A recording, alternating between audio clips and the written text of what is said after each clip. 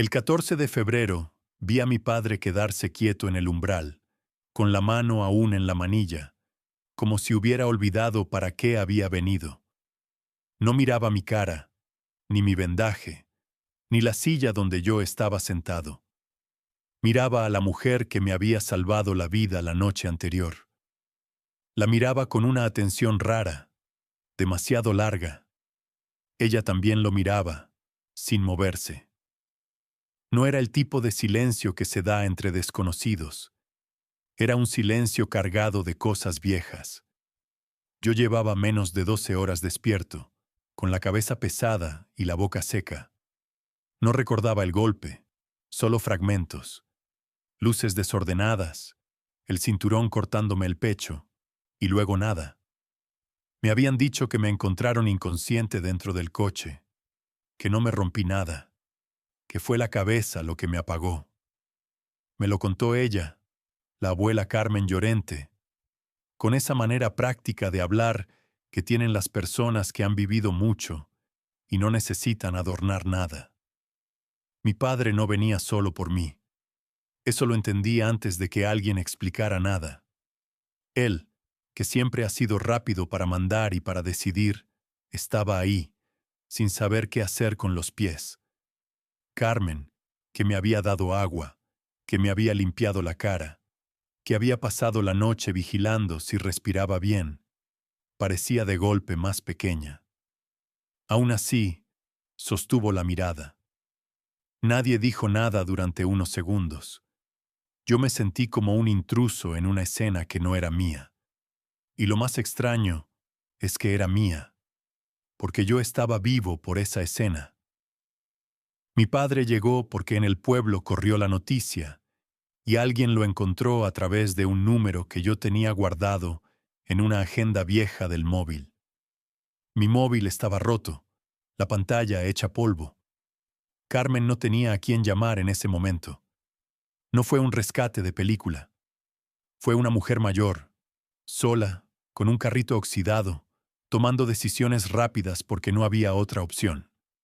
Ese día, además, coincidía con San Valentín y con la víspera de un año nuevo que en la ciudad ya se notaba por carteles y preparativos. Yo no pensaba en fechas. Pensaba en que estaba en una casa que no era la mía y en que mi padre miraba a Carmen como si la hubiera estado buscando toda la vida sin saberlo. Lo que pasó en ese mes cambió la vida de los tres. A mí me devolvió el cuerpo.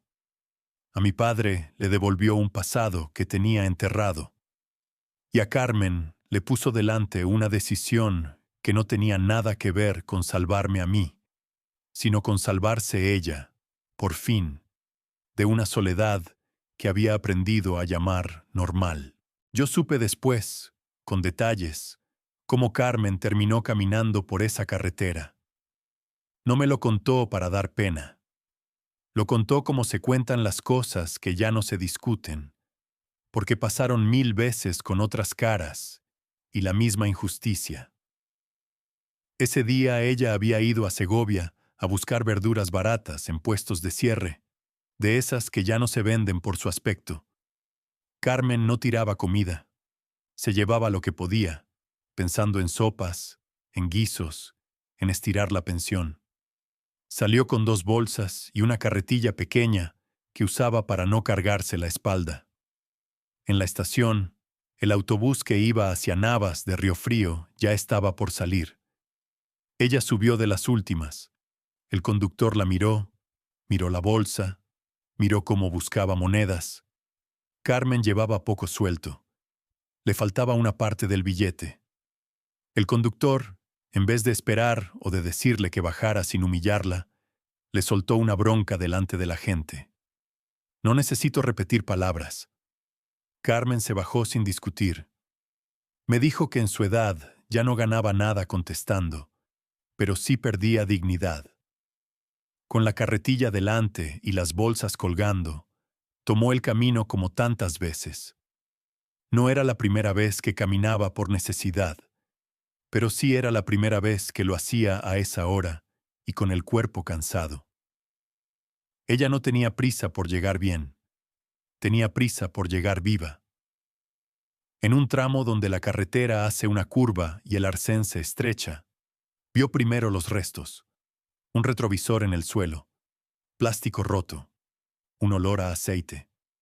Luego vio el coche, fuera del asfalto, encajado contra un árbol. No vio luces de emergencia, no oyó voces. Lo que oyó fue el motor apagado y un silencio que a ella le pareció malo. Se acercó despacio, dejando la carretilla a un lado. Miró dentro. Me vio a mí, inclinado sobre el volante, con sangre seca cerca de la ceja y los ojos cerrados. No me conocía. No tenía por qué tocarme, pero me tocó. Me buscó el pulso. Me notó respirando, irregular, como si me costara. Me dijo después que en ese momento se le acabó el miedo y se le encendió la cabeza. No había señal buena para llamar con tranquilidad y ella no llevaba un móvil moderno. Yo sí tenía, pero estaba reventado. Carmen valoró lo que había.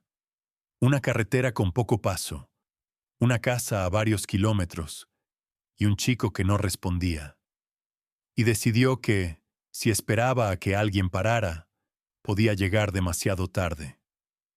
Ahí empezó el mes que me cambió la vida. Carmen me dijo que lo más difícil no fue sacarme del coche, fue decidir hacerlo. Porque una vez decides, ya no hay vuelta atrás, solo trabajo y riesgo. Ella abrió mi puerta con esfuerzo, porque el golpe había deformado el marco. Me desabrochó el cinturón con cuidado. Notó que yo no reaccionaba, pero que soltaba un quejido bajo cuando me movía. Eso la guió. Me habló, aunque yo no la oía. No para tranquilizarme a mí, sino para ordenarse ella. Me arrastró hasta el arcén y me dejó apoyado en el suelo, con la cabeza de lado para que no me ahogara si vomitaba. Revisó mis brazos, mis piernas. No vio huesos raros ni sangre a chorros. Vio el golpe en la ceja y el labio roto. Se quitó el pañuelo del cuello y me lo presionó ahí para cortar lo que aún salía. Luego trajo la carretilla. No era una camilla. Era lo que tenía. Me colocó como pudo, con mi peso cayendo mal, y sujetó mis hombros con una cuerda vieja que llevaba para las bolsas. Ese fue su plan. Que yo no me cayera en un bache, que no me girara, que no me quedara sin aire. Empujó durante kilómetros. No lo digo para hacer la heroína. Lo digo porque es la verdad. Ella era mayor, y yo era un hombre adulto. Varias veces se paró, me tocó la cara, me miró el pecho para ver si subía y bajaba. En una de esas veces me oyó respirar mejor, y siguió. Llegó a su casa por una puerta lateral, porque la entrada principal tenía escalones, y la carretilla no entraba. Me dejó en una habitación pequeña, sobre su cama. Cambió la sábana sin pensar en si se manchaba. Me limpió la sangre con agua templada. Me lavó las manos como si eso pudiera traerme de vuelta. No me dio milagros. Me dio lo básico. Me mantuvo despierto a ratos, tocándome el hombro, comprobando que no me quedaba totalmente ido. Me puso una compresa fría en la frente. Me dio pequeños sorbos de agua cuando vio que tragaba. Y cuando notó que yo temblaba, me cubrió con una manta gruesa. En un momento intentó usar mi móvil. No funcionaba. Intentó salir a buscar ayuda al vecino más cercano, pero no quiso dejarme solo. Eligió aguantar hasta el amanecer, y si yo seguía sin reaccionar, empujar de nuevo la carretilla hasta donde hubiera alguien con coche. Esa noche, sin saber mi nombre, Carmen sostuvo mi vida con sus manos, y lo hizo sin hacer ruido. Yo volví a mí con un dolor sordo en la cabeza y una sensación de vergüenza rara, como si hubiera hecho algo mal solo por estar vivo en casa ajena. Lo primero que vi fue un techo bajo y una pared con una foto antigua de una pareja en una plaza. Intenté incorporarme y me mareé. Carmen apareció de inmediato, como si no hubiera dormido, Me sujetó por el hombro y evitó que me cayera. Me dio tiempo. Me pidió que respirara despacio y que no hiciera fuerza. Yo quería hablar, pero la boca me dolía. Conseguí decir mi nombre y el de mi padre. Ella asintió como si eso confirmara algo que ya sospechaba, que yo no era un chico perdido, que había alguien esperando noticias. Carmen me preparó una infusión sencilla, de manzanilla y melisa, para que el estómago no se me revolviera. Me puso árnica en el golpe de la ceja, no como cura mágica, sino como alivio. Y en cuanto me vio capaz de caminar 2 pasos sin caerme, me llevó hasta la cocina, me sentó y abrió un cuaderno donde apuntaba teléfonos. Llamó a una vecina, Amalia, la única que a esa hora ya estaba despierta. En menos de 1 hora, la casa se llenó de movimiento, no de espectáculo, de soluciones. Amalia llegó con su coche. Carmen me puso una chaqueta encima y una bolsa con mis cosas, las pocas que recuperó del coche después. Me subieron al asiento trasero y me llevaron al centro de salud de la granja. Allí me revisaron, me hicieron preguntas simples para comprobar si yo estaba orientado y recomendaron observación. Yo repetía lo mismo, que el coche se me fue en la curva y que no vi venir el árbol. Mientras yo estaba ahí, Carmen hizo lo que yo no pude hacer la noche anterior: buscar a mi padre. No fue fácil. Mi padre cambia de número más de lo que debería, por trabajo. Pero en mi agenda había un contacto antiguo, y por suerte, alguien respondió. Lo que pasó después me lo contaron ya con todo más calmado. Mi padre dejó lo que estaba haciendo en Madrid y condujo directo. No porque sea un hombre sentimental, sino porque en su cabeza hay reglas claras. Un hijo es un hijo. Yo sabía que vendría, pero no esperaba que su llegada moviera otra cosa. Carmen regresó conmigo a su casa, porque el médico dijo que, si no empeoraba, era mejor descansar en un lugar tranquilo y vigilar síntomas. Yo acepté porque no tenía fuerzas para discutir y porque, en el fondo, me sentía seguro con ella. Había algo firme en su manera de estar, como si ya hubiera pasado por accidentes, por pérdidas, por sustos, y hubiera aprendido a no caer en pánico. Esa tarde, cuando por fin me quedé dormido de verdad, Carmen se sentó en una silla al lado y esperó. Y la vida, en ese mes, empezó a girar hacia un sitio que ninguno de los tres había previsto. Mi padre llegó a la casa de Carmen al día siguiente, el 14 de febrero, a media mañana. Yo estaba sentado con una manta sobre las piernas, intentando comer algo. Carmen abrió la puerta y se quedó a un lado para dejarle pasar, con esa educación de pueblo que no se negocia, aunque el corazón esté acelerado. Yo vi a mi padre entrar con paso firme y, de golpe, frenarse. Reconocí su cara de inmediato. No era preocupación por mí, era otra cosa. Él miró a Carmen como se mira un recuerdo que uno no esperaba tener delante, en carne y hueso, y además en la casa de alguien. Carmen no sonrió. No se hizo la joven. No intentó gustar. Solo sostuvo el gesto, con los hombros rectos. Yo no entendía, pero lo sentí. Los dos estaban midiendo los años que les habían caído encima, y aún así, estaban viendo algo intacto. Mi padre se acercó a mí y me revisó con la mirada, como hace siempre. Luego volvió a mirar a Carmen. Y ahí fue cuando, por fin, la historia se abrió. No con frases bonitas, con hechos.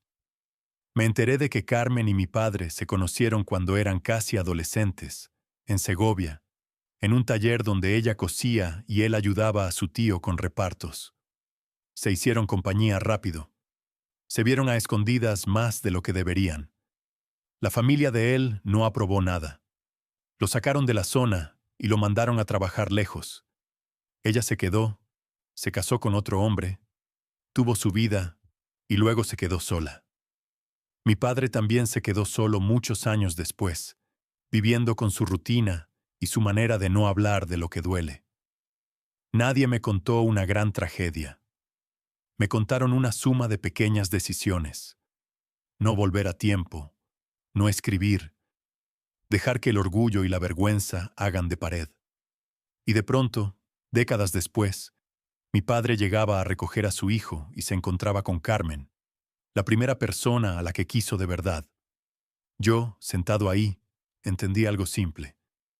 Carmen me había salvado a mí, sí, pero ese rescate era también una puerta abierta para ellos dos, y esa puerta daba miedo. Mi padre no traía flores ni gestos de película. Traía una cara cansada y una gratitud seria. Carmen no pedía nada. Solo quería que yo estuviera bien. Pero cuando mi padre se quedó en el patio unos minutos más de lo necesario, cuando miró las manos de Carmen y luego las suyas, yo vi lo que pasa cuando alguien se da cuenta de que le queda menos tiempo del que creía. Ese día, en ese patio, sin discursos, se dieron una segunda oportunidad. No fue romántica, fue humana. Y fue la decisión más valiente de todo el mes. Ese mes fue corto y largo a la vez, por la cantidad de cosas que pasaron sin necesidad de grandes escenas. Yo me recuperé despacio. Hubo días de mareos, de olvidar palabras, de sentirme inútil por necesitar ayuda para lo básico. Mi padre se quedó más tiempo en el pueblo del que yo le había visto quedarse en ningún sitio. No lo dijo como promesa, lo hizo como acto. Carmen siguió con su vida, pero ya no igual. Al principio, mi padre iba y venía, arreglando papeles del coche, médicos, llamadas, pero cada vez tardaba más en irse. Yo veía que se quedaba en la cocina cuando Carmen preparaba la comida, no para estorbar, sino para estar. Veía que él arreglaba cosas pequeñas en la casa sin pedir permiso, como si por fin hubiera encontrado un lugar donde sus manos tenían sentido. Carmen tampoco cambió de carácter. Seguía siendo directa. Si algo no le gustaba, lo decía. Si algo le dolía, se lo guardaba menos que antes. Y mi padre, que suele esquivar emociones con trabajo, empezó a escuchar. Al principio parecía incómodo, luego pareció aliviado. En la tercera semana, mi padre me propuso volver a Madrid. Yo ya podía, pero no quise irme sin cerrar algo. No era mi historia, y aún así me atravesaba. Carmen y mi padre no hicieron un anuncio. No pidieron opinión. Simplemente un día me dijeron que él iba a quedarse en el pueblo una temporada, que habían hablado de vivir juntos para cuidarse, sin prometerse eternidades, solo compañía y respeto. Yo pensé que a esa edad la gente ya no cambia. Me equivoqué. Cambian cuando se cansan de fingir que la soledad es normal. Cambian cuando se dan cuenta de que ya pagaron demasiado por el orgullo. El último día del mes, yo volví a conducir por primera vez, despacio, con mi padre al lado. Pasamos por el tramo de la curva. Carmen no quiso venir. Dijo que ya había visto suficiente carretera para una vida. Yo entendí y no insistí. Si algo me quedó claro, es esto. A veces una vida se salva con una carretilla y otra se salva con la decisión de no dejar pasar lo que todavía puede ser bueno. Si te gustan historias reales, de esas que podrían pasarle a cualquiera, suscríbete al canal y mira los otros relatos que tenemos aquí. En cada uno hay una decisión pequeña que lo cambia todo.